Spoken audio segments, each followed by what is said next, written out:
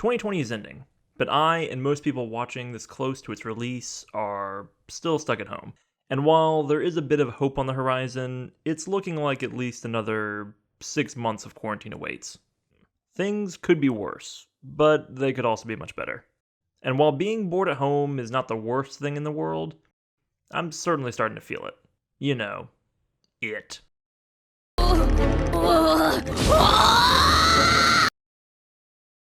There's only so much Netflix to watch and video games to play before it continues to set in. Guys, I miss outside. So, while waiting for the day when I can leave my house and go on my own adventures again, I decided to read the mother of all adventure manga, Ichiro Oda's popular, long-running manga series, One Piece. Don't give it up, Luffy! Don't give it up, Solo!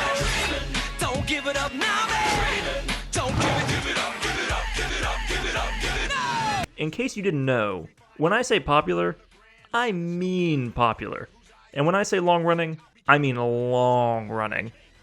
This series started the year I was born, and is entering quadruple-digit chapter numbers just as I finish up my first read-through.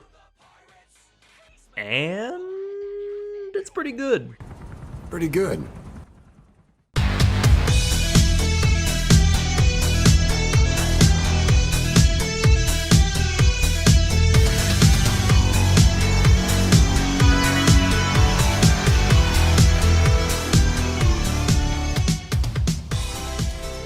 Yeah, there's a reason One Piece is as popular as it is. I just blew through 999 odd chapters in about a month, and boy do I want more. Reading through the adventures of the Straw Hat Pirates has been a very bright spot in an otherwise crappy year. Now, this isn't my first rodeo when it comes to popular shonen manga and anime, but I have to admit, there is something really special about One Piece that part of me regrets not discovering until now. It's just so entertaining, chapter after chapter, and arc after arc. When you were starting out, it's like, wow, this world seems pretty interesting, and Zoro's a cool guy. But before you can really get your sea legs, Oda's like, get that shit out of here. East Blue? That's old baby talk. We're ghost riding the Going Merry backwards up a mountain straight to the Grand Line. Fighting pirates? Fuck that. We're stopping civil wars now. Tired of sailing in the ocean? Try clouds. How about fighting spooky zombie pirates? This series just goes and goes and goes, and there's always a new island and adventure ahead as the cast makes real, tangible progress towards One Piece's bigger mysteries.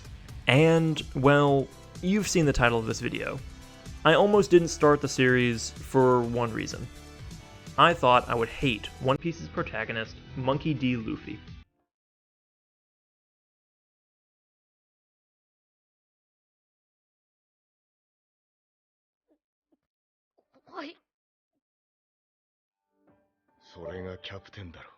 You see, my assumption before reading One Piece was that Luffy would be the kind of shonen protagonist I hate. A character who is basically invincible and can win every fight easily, but doesn't only because he is a bit of a dumbass. Or the story writes some equally invincible idiot antagonist and then slams the two together. I first really got into anime when Season 1 of Attack on Titan was airing. And I think part of what really attracted me to that series early on was that shonen series protagonist boy Eren eats shit super hard pretty quickly in that show.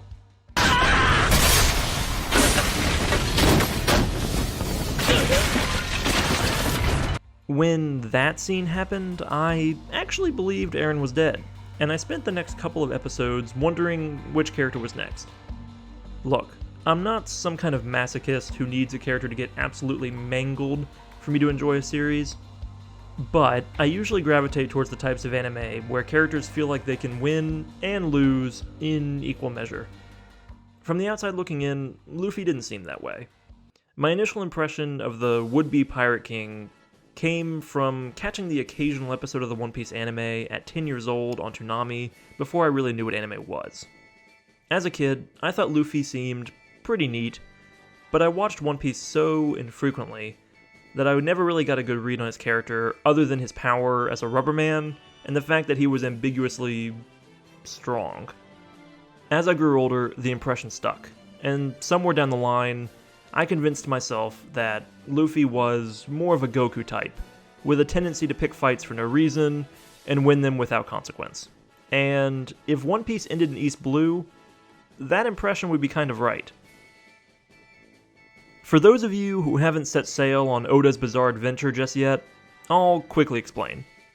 East Blue is one of the 4 relatively calm seas in the One Piece universe. It is where many of Luffy's crew start their pirate journeys. And East Blue comes before the Grand Line, a long, loosely connected group of much more dangerous islands that ultimately leads to the final prize at the heart of the story, the mysterious treasure left by the Pirate King, Gold Roger, One Piece. Luffy, who wants to become the next king of the pirates, has to reach One Piece to achieve this life-defining goal. Just look up the original 4Kids opening rap. I unironically think this song does a great job succinctly explaining the basic premise of One Piece's story, even if it is really corny. East Blue makes up the first 100 chapters of the story, split into 6 arcs. During these chapters, Luffy collects his first 4 crew members and fights a rogues gallery of low-level pirates. What I consider to be part of the problem with these early arc villains is, with 1 or 2 exceptions, each gives off the impression that they could be beaten by Luffy with 1 or 2 strong attacks if he wasn't busy dicking around. It is during these early fights that I find Luffy annoying because his tendency to goof off often results in innocent people getting unnecessarily hurt because he doesn't step in sooner. He is shown to be really strong as early as the end of Chapter 1, but he tends to only step into the most important conflicts in these early arcs at the last minute. And yes, I understand that this is sort of how storytelling has to work, and a manga where Luffy one-shots every pirate he sees probably wouldn't have made it to 1,000 chapters. Despite my problems with the early chapters, I think they do a good job establishing Luffy's unwavering resolve to help members of his crew. There are some really good moments here and there, like Luffy's famous walk to Arlong Park. Luffy.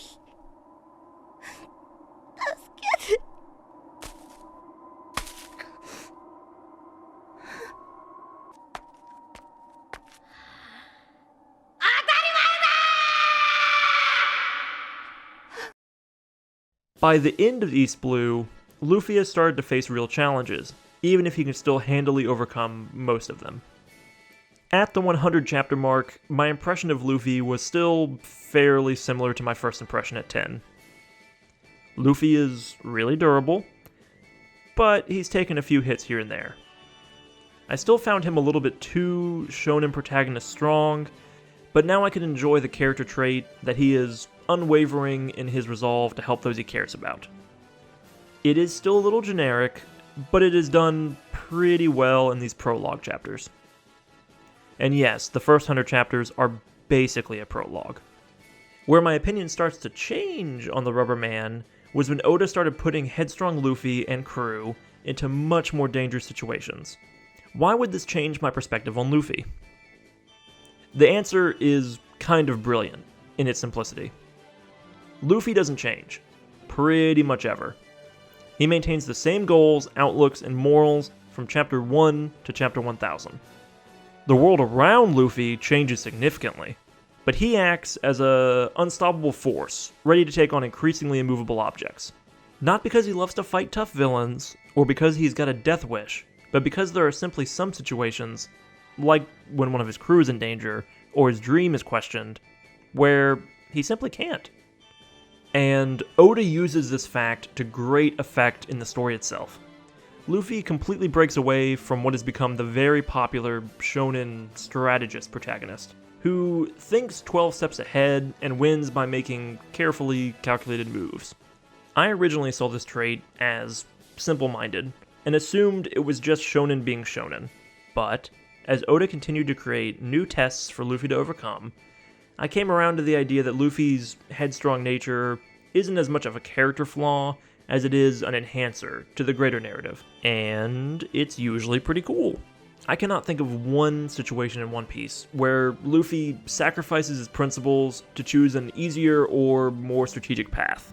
because to do so would mean to admit that Luffy isn't fit to be the Pirate King or lead his crew. My favorite example of this sort of decision making being in the Enies Lobby arc, where Luffy essentially declares war on the world government of One Piece because they made one of his crew members cry. Luffy's loyalty to his allies and his willingness to help others are what set him apart from the villains and organizations with much larger crews who constantly betray each other and fall apart. This tenacity inspires changes in others Luffy meets along the way, which has on occasion been identified as the X factor that may allow Luffy to become the Pirate King. And, well, there's something really wholesome about this lovable rubber pirate. It was really nice in such a pessimistic year to follow Luffy and his crew's antics. Positivity, enthusiasm, a willingness to help others. These may be run-of-the-mill hero traits, but they were a welcomed escape for me in 2020 and beyond. Luffy's journey will, without a doubt, end with him reaching his goals. He'll find One Piece and become Pirate King. And you know, I think he's earned it. No, not that it. One Piece. Whatever the hell that might be. Why is the animation in this One Piece noodle ad so much better than 20 seasons of the anime? Look at Zoro! He looks so cool!